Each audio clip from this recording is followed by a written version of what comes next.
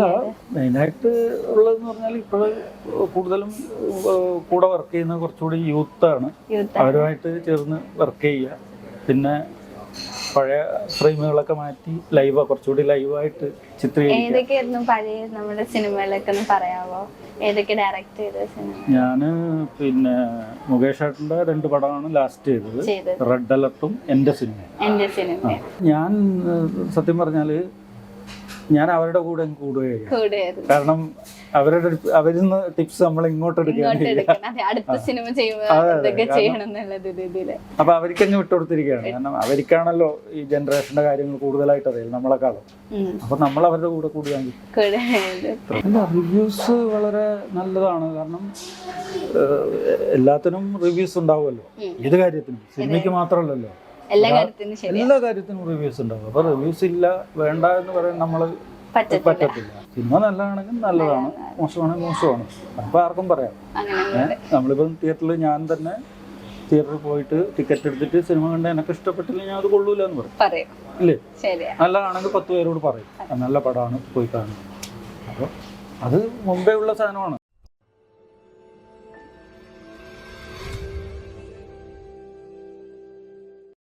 Hello everyone, ഈ മാസം റിലീസിന് ഒരുങ്ങുന്ന ഇഷ്ടരാഗം എന്ന സിനിമയുടെ ഡയറക്ടറാണ് നമ്മുടെ ഒപ്പം ഉള്ളത്. So welcome to Mapstick media. Ishtaragam എന്ന സിനിമയിലേക്ക് എങ്ങനെയാണ് എത്തുന്നത്? ഇഷ്ടരാഗം ഒരു പുതുമുഖങ്ങളെ വെച്ചൊരു സിനിമ ചെയ്യണം എന്ന് പറയാനനുസരിച്ചിട്ടുള്ള ഒരു സബ്ജക്റ്റ് കിട്ടി. അപ്പം അങ്ങനെയാണ് എനിക്ക്. എങ്ങനെ നമ്മുടെ ഈ സിനിമയുടെ ജോണർ എങ്ങനെ വരുന്നത്? ഇതൊരു മ്യൂസിക്കൽ റൊമാൻറ്റിക് ത്രില്ലറാണ്. ഈ ഒരു കാലഘട്ടത്തിൽ ത്രില്ലർ ഭയങ്കര എല്ലാവർക്കും ഇഷ്ടമാണ്. അപ്പൊ അതുകൊണ്ടാണ് ആ ഒരു ത്രില്ലർ മൂവിയിലേക്ക് എത്തുന്നത്? അങ്ങനെയല്ല, ഈ കഥ ആവശ്യപ്പെടുന്നതാണ്. ഒരു 3 ദിവസം കൊണ്ട് നടക്കുന്ന ഒരു സംഭവമാണ്. ഈ കാലഘട്ടത്തിലേക്ക് ആവശ്യമുള്ളതാണെന്നാണ് പറയുന്നത്. ഈ കാലഘട്ടത്തിൽ ഒരു +2 വിദ്യാർത്ഥിനിയുടെ ഒരു പ്രണയവും അതിനെ തുടർന്നുണ്ടാവുന്ന സംഭവങ്ങളുമാണ് ഇതിൻ്റെ ഒരു മെയിനായിട്ടുള്ള തന്തു. അപ്പൊ അങ്ങനെയാണ് ഈ സിനിമയിലേക്ക്. അപ്പോ ഇതിലിപ്പോ പുതുമുഖങ്ങളാണല്ലോ മിക്ക കാസ്റ്റിങ്ങും. അപ്പൊ അവരൊക്കെ എങ്ങനെയാണ് സെലക്ട് ചെയ്തത്? അവര് ഞങ്ങള് ഇങ്ങനെ കുറെ കുട്ടികളുടെ ഫോട്ടോ കണ്ടു. അപ്പം അന്നും ഇഷ്ടപ്പെട്ടില്ല. അപ്പം നായികയായിട്ട് ഒരു കുട്ടി, വടകരയുള്ള ഒരു ടീച്ചർ എന്നെ വിളിച്ചിട്ട് പറഞ്ഞു, ഇങ്ങനെ ഒരു കുട്ടിയുണ്ട്, സിനിമയിലൊന്നും അഭിനയിച്ചിട്ടില്ല, മോണോ ആക്ടും ഇതൊക്കെ ചെയ്യും, ഡ്രാമയൊക്കെ ചെയ്യും, ഒന്ന് കണ്ടു നോക്കുന്നു. അപ്പം ഞാൻ പറഞ്ഞു ശരി. ഒരു വീട്ടിലേക്ക് വിളിച്ചു. എന്നിട്ട് പറഞ്ഞു ഞാൻ വീട്ടിൽ വരാം എന്ന് പറഞ്ഞ് വീട്ടിൽ പോയി സംസാരിച്ചു. കണ്ടപ്പോൾ നമ്മൾ ആ ഒരു ക്യാരക്ടറിന് പറ്റിയ ഒരു കുട്ടിയാണ്, അതുകൊണ്ട് സെലക്ട് ചെയ്തത്. അപ്പൊ നായകനെ അങ്ങനെ തന്നെ സെലക്ട് ചെയ്തത്. അപ്പൊ ഈ പുതുമുഖങ്ങളെ വെച്ച് തന്നെ ഈ ഒരു സിനിമ ചെയ്യണമെന്ന് ആഗ്രഹം കൊണ്ടാണ് ചെയ്തത്? അതെ, അത് ഒന്നാമത് എന്ന് പറഞ്ഞാല് ഈ 2 മെയിൻ കഥാപാത്രം എന്ന് പറഞ്ഞാൽ ഒന്ന് +2 പഠിക്കുന്ന ഒരു പെൺകുട്ടിയും അതിൽ കുറച്ച് പ്രായം കൂടിയ ഒരു പയ്യനും, ബാക്കിയൊക്കെ ഉള്ള സപ്പോർട്ടിങ് ആർട്ടിസ്റ്റാണ്. അപ്പൊ അതൊരു ഫ്രഷ്നെസ് കിട്ടട്ടെ. അപ്പൊ ഒരു റിസ്ക് ഫാക്ടർ ഉണ്ടെന്ന് തോന്നിയിട്ടുണ്ടോ പുതുമുഖങ്ങളെ വെച്ച് ചെയ്യുമ്പോ? റിസ്ക് ഉണ്ട്. എന്നാലും ആ ഒരു ഫ്രഷ്നെസ് ആലോചിക്കുമ്പോ അതാണ് ബെറ്റർ എന്ന് തോന്നിയിട്ടുണ്ട്. അപ്പൊ ഇപ്പൊ മ്യൂസിക് ത്രില്ലർ, റൊമാൻറ്റിക് ത്രില്ലറാന്ന് പറഞ്ഞല്ലോ. സോ നമ്മൾ പൊതുവെ സിനിമയിലേക്ക് പലപ്പോഴും സോളോ എടുക്കുന്നത് മ്യൂസിക്കാന്നൊക്കെ പറഞ്ഞിട്ടുണ്ട്. അപ്പോൾ മ്യൂസിക്കൽ ത്രില്ലർ ആയൊരു മൂവി ആയതുകൊണ്ട് ഇതിൽ മ്യൂസിക് എവിടെ ഭയങ്കര പ്ലേസിംഗ് ഒക്കെ ഇമ്പോർട്ടൻസ് കൊടുത്തിട്ടുണ്ടോ? ഉടനീളം നമുക്കത് കാണാൻ പറ്റും. പിന്നെ സാറ് ഇപ്പോൾ ഒരുപാട് വേറെ കുറച്ച് പഴയ സിനിമകൾ ഡയറക്റ്റ് ചെയ്തിട്ടുണ്ടല്ലോ. അപ്പൊ അതിൽ നിന്ന് ഭയങ്കര വ്യത്യാസമാണ് ഇപ്പത്തെ ഒരു സിനിമ ഡയറക്ഷനായിട്ട്. എന്തൊക്കെയാണ് ഡിഫറൻസ് തോന്നുന്നത്? മെയിനായിട്ട് ഉള്ളതെന്ന് പറഞ്ഞാൽ ഇപ്പോൾ കൂടുതലും കൂടെ വർക്ക് ചെയ്യുന്ന കുറച്ചുകൂടി യൂത്താണ്. അവരുമായിട്ട് ചേർന്ന് വർക്ക് ചെയ്യുക. പിന്നെ പഴയ ഫ്രെയിമുകളൊക്കെ മാറ്റി കുറച്ചുകൂടി ലൈവായിട്ട് ചിത്രീകരിക്കുക. ഏതൊക്കെയായിരുന്നു പഴയ നമ്മുടെ സിനിമകളൊക്കെ ഒന്ന് പറയാമോ? ഏതൊക്കെ ഡയറക്ട് ചെയ്ത സിനിമ? ഞാന് പിന്നെ മുകേഷ് ഏട്ടൻ്റെ 2 പടമാണ് ലാസ്റ്റ് ചെയ്തത്, റെഡ് അലർട്ടും എൻ്റെ സിനിമ. അപ്പൊ അത്രയും സീനിയോറിറ്റി ഉള്ളവരിൽ നിന്ന് ഈ ഒരു പുതുമുഖങ്ങൾക്ക് വന്നപ്പോ നല്ല ഡിഫറൻസ് തോന്നി.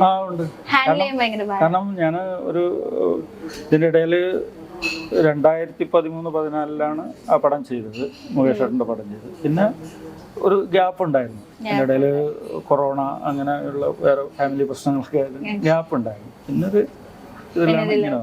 അപ്പൊ നല്ലൊരു ഡിഫറൻസ് തോന്നിയില്ലേ? ഈ റെഡ് അലേർട്ടും ഇന്ത്യൻ സിനിമയില്ലാതെ വേറെ ഏതൊക്കെ സിനിമ സാറ് പ്രൊഡ്യൂസ് അല്ല ഡയറക്ട് ചെയ്തിട്ടുണ്ട്? മുമ്പ് ഒരു ഇന്ദ്രജിത്തിനെ വെച്ച് കനൽ കണ്ണാടി ചെയ്തിട്ടുണ്ട്. അപ്പോ ഇതുവരെ എക്സ്പീരിയൻസ് മുഴുവൻ നല്ല എക്സ്പീരിയൻസ് ആക്ടേഴ്സ് ആയിരുന്നു അല്ലേ? അതിൽ നിന്നും അപ്പം എന്തുകൊണ്ടാണ് ഈ ഒരു സിനിമയ്ക്ക് പുതുമുഖങ്ങളെ തെരഞ്ഞെടുത്തത്? ആ ഒരു ഫ്രഷ്നെസ് വേണം. പിന്നെ നമ്മളൊരു ബഡ്ജറ്റും ഉണ്ടല്ലോ, ചെറിയൊരു ബഡ്ജറ്റിലൊരു സിനിമ എന്നുള്ളൊരു കൺസെപ്റ്റ് വന്നപ്പോൾ അങ്ങനെ ചെയ്തു. അപ്പൊ ഇതിലെ ലൊക്കേഷനൊക്കെ എങ്ങനെ സെലക്ട് ചെയ്തത്? ലൊക്കേഷൻ നമ്മൾ പല സ്ഥലങ്ങളും പോയി നോക്കി. കാരണം ഇതൊരു ഹിൽ സ്റ്റേഷനാണ്, കുറച്ച് ദുരൂഹതയൊക്കെ തോന്നുന്ന ഒരു സ്ഥലം വേണം. അപ്പോൾ ഞങ്ങൾ ആദ്യം പൈതൽ മലയാണ് ഉദ്ദേശിച്ചത്. പക്ഷേ പൈതൽ മല ഞങ്ങൾ പോയപ്പോൾ റോഡൊക്കെ പൊട്ടിപ്പൊളിഞ്ഞ മൊത്തം ഇതായിട്ട് കിടക്കുക. അങ്ങനെ അത് മാറ്റി പിന്നെ വയനാട് പോയി ഞങ്ങൾ ഒരു ലൊക്കേഷൻ ഫിക്സ് ചെയ്യുന്നു. പ്രകൃതി ഉണ്ടായ പുത്തിമലയില്ലേ, അവിടെ പോയി ഒരു ലൊക്കേഷൻ കണ്ടു. അതും അത്ര ഇതായില്ല. അങ്ങനെ ഞാൻ വേറൊരു ഷൂട്ടിങ്ങിൻ്റെ ലൊക്കേഷനിൽ ഇരിട്ടിയിൽ പോയി. അപ്പോൾ ഇരിട്ടിയിൽ പോയപ്പോൾ അവിടുന്ന് ഒരാൾ പറഞ്ഞു ഇങ്ങനെ ഒരു സ്ഥലമുണ്ട് കാഞ്ഞിരക്കൊല്ലി എന്ന് പറഞ്ഞിട്ട്, കേരള തമിഴ്നാട് ബോർഡറാണ്. പിന്നെ അവിടെ ഒരു വ്യൂ പോയിന്റ് ശശിപ്പാറ എന്ന് പറഞ്ഞൊരു വ്യൂ പോയിന്റ് ഒക്കെ ഉണ്ട്. അങ്ങനെ നമ്മൾ ഈ യാത്ര അങ്ങോട്ട് പോയി കാഞ്ഞിരക്കൊല്ലിയിലേക്ക്. വളരെ മനോഹരമായ ഒരു സ്ഥലം, ഇതുവരെ സിനിമയിൽ ആരും ഉപയോഗിച്ചിട്ടില്ലാത്ത ഒരു സ്ഥലം. തീർച്ചയായിട്ടും കാണാൻ പറ്റും. ഇപ്പൊ ഈ സിനിമയില് കുറെ പുതുമുഖങ്ങൾ ഉണ്ടെങ്കിലും കുറച്ച് പേരെങ്കിലും എക്സ്പീരിയൻസ്ഡ് ആയ ആർട്ടിസ്റ്റ്, നമ്മുടെ കൈലാഷ് ചേട്ടനൊക്കെ പോലെ. അപ്പൊ അവരൊപ്പം ഫസ്റ്റ് ടൈം അല്ലേ വർക്ക് ചെയ്യുന്നത്? മുന്നേ ചെയ്തിട്ടുണ്ട്, ഉണ്ണി ചേട്ടൻ അവരെ ചെയ്തിട്ടുണ്ട്.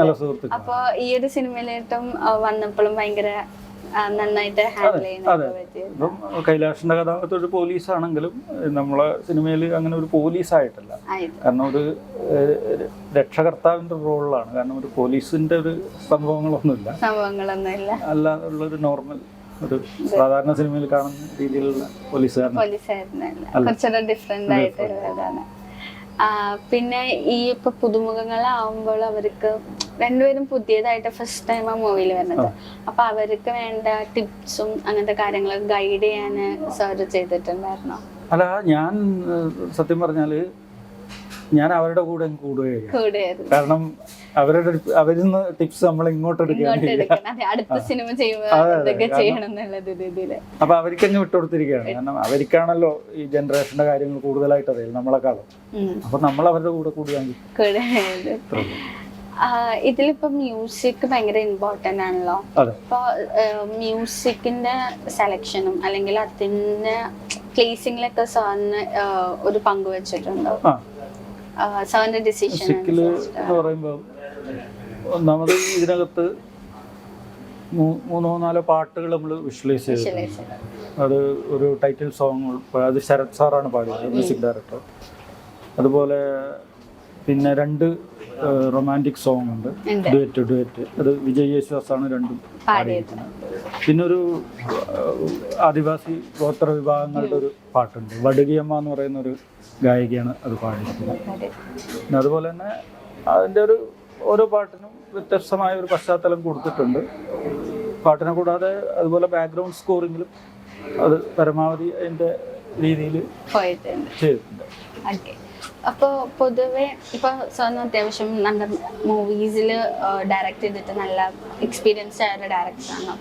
ഇപ്പോഴത്തെ കാലത്ത് സ്ഥിരമായിട്ട് നമ്മൾ കേൾക്കുന്ന ഒരു കാരണമാണ് പല സിനിമ റിലീസ് ചെയ്യുമ്പോഴും മൂവി റിവ്യൂസ് ആ സിനിമകളെ നശിപ്പിക്കുന്നു എന്ന് പറയുന്നത്. അതിലെന്തെങ്കിലും സത്യാവസ്ഥ ഉണ്ടെന്ന് തോന്നിയിട്ടുണ്ടോ? അല്ല, റിവ്യൂസ് വളരെ നല്ലതാണ്. കാരണം എല്ലാത്തിനും റിവ്യൂസ് ഉണ്ടാവുമല്ലോ, ഏത് കാര്യത്തിനും, സിനിമയ്ക്ക് മാത്രമല്ലല്ലോ, എല്ലാ കാര്യത്തിനും റിവ്യൂസ് ഉണ്ടാവും. അപ്പൊ റിവ്യൂസ് ഇല്ല വേണ്ട എന്ന് പറയാൻ നമ്മൾ പറ്റത്തില്ല. അപ്പം നമ്മൾ വ്യക്തിപരമായിട്ട് ഒരാളെ ആക്ഷേപിക്കുന്ന രീതിയിലുള്ള റിവ്യൂസ് ഒക്കെ ഒഴിവാക്കണം എന്നാണ്. അത്രേ ഉള്ളൂ. സിനിമ നല്ലതാണെങ്കിൽ നല്ലതാണ്, മോശമാണെങ്കിൽ മോശമാണ്. അപ്പൊ ആർക്കും പറയാം. നമ്മളിപ്പം തിയേറ്ററിൽ ഞാൻ തന്നെ തിയേറ്ററിൽ പോയിട്ട് ടിക്കറ്റ് എടുത്തിട്ട് സിനിമ കണ്ട് എനിക്ക് ഇഷ്ടപ്പെട്ടില്ലെങ്കിൽ ഞാൻ അത് കൊള്ളൂല എന്ന് പറയും. പറയും. ഇല്ലേ? ശരിയാ. നല്ലതാണെങ്കിൽ 10 പേരോട് പറയും നല്ല പടമാണ് പോയി കാണും. അപ്പോൾ അത് മുമ്പേ ഉള്ള സാധനമാണ്. ഇപ്പോൾ അത് ഓൺലൈനിലൂടെയൊക്കെ പരസ്യമായിട്ട് പറയുന്നു. അപ്പൊ അതൊരു പ്രശ്നമല്ലാതെ അത് പ്രശ്നമല്ല, കാരണം അത് എല്ലാവർക്കും ഉള്ളതല്ലേ. അത് ഇതാണ്. അപ്പൊ നമ്മുടെ സിനിമ റിലീസിന് തുടങ്ങുകയാണ്. എന്താ നമ്മുടെ പ്രേക്ഷകരോട് പറയാനുള്ളത്? പ്രേക്ഷകരോട് പറയാനുള്ളത് കൊച്ചു സിനിമയാണ്, നമുക്കങ്ങനെ വലിയ ഒരു ഇല്ലല്ല, ചെറിയ രീതിയിൽ റിലീസ് ചെയ്യുകയാണ്. പരമാവധി എല്ലാവരും തിയേറ്ററിൽ കാണാൻ ശ്രമിക്കുക എന്ന് മാത്രമേ പറയാനുള്ളൂ. സാറ് പറഞ്ഞ പോലെ തന്നെ കൊച്ചു സിനിമ വൻ വിജയകരമാവട്ടെ എന്ന് ഞാൻ ആശംസിക്കുന്നു. സാറിന് വൻ വിജയകരം ഇനിയും പുതിയ പുതിയ സിനിമ ചെയ്യട്ടെ എന്ന് ആശംസിക്കുന്നു. Thank you so much.